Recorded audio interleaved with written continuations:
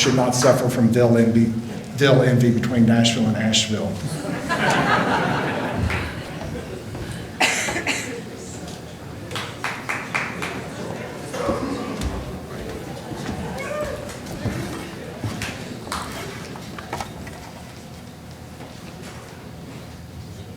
Let's go.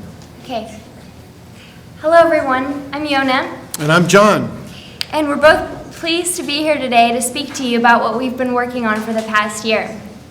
It's been such an enjoyable experience, and we'd really love to share it with you.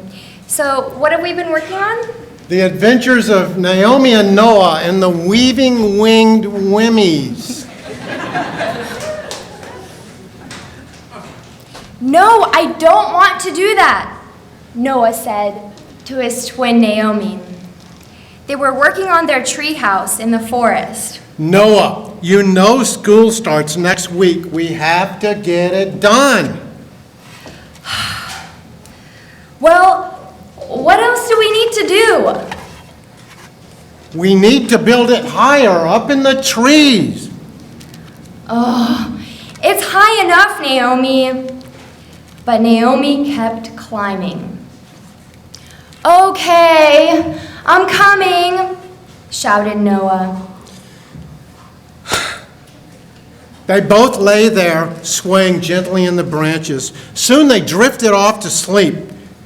In her dream, Naomi was begging Noah, "Come up higher." Naomi reached down and grabbed Noah's arm. She slipped, and they both tumbled through space.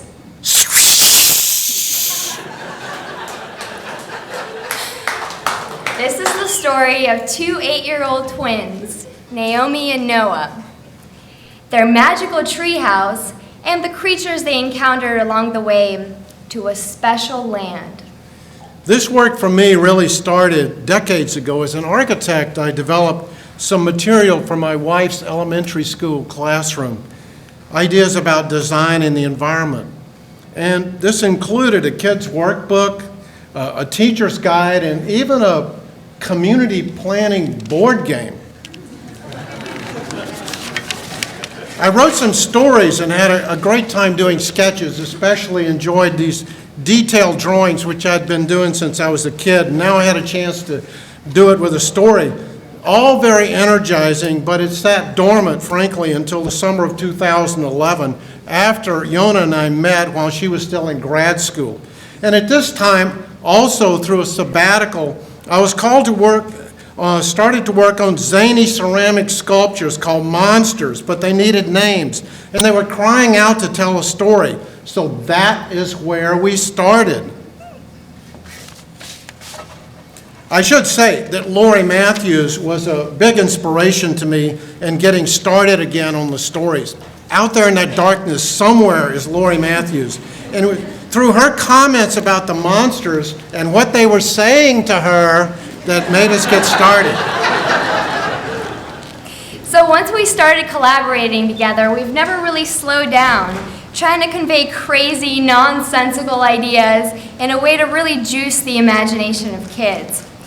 I have to say, it's been a true team effort. Right. John would sketch out a rough draft of the story, then we would sketch out drawings, and I would generate graphic illustrations from them. We work in a rhythm, taking a stab at the initial sketches and storyline, then brainstorming refinements, and finally reaching a final product. We take turns being the devil's advocate on ideas or images. Sometimes it's really the small changes that make such a big difference, whether it's in the use of a word or a small drawing. Believe it or not, there's actually some really important rules to follow in developing children's stories for this age group. In order for them to be successful, they must be under 500 words, and they have to have at least 3 levels of conflict, including one right at the very beginning. They have to, of course, have a resolution at the very end, and they have to include things such as limited landscape views, no adult between the reader and the action, and a lot more. Going through the process, I'd have to say, has been an interesting learning experience for the both of us. Another rule involves narrative versus dialogue. Usually the tendency is to describe the action rather than let the characters or illustrations convey it. No! Just let the dialogue or images tell the story. Also, as architects, we're so used to doing a landscape straight-on view. No again.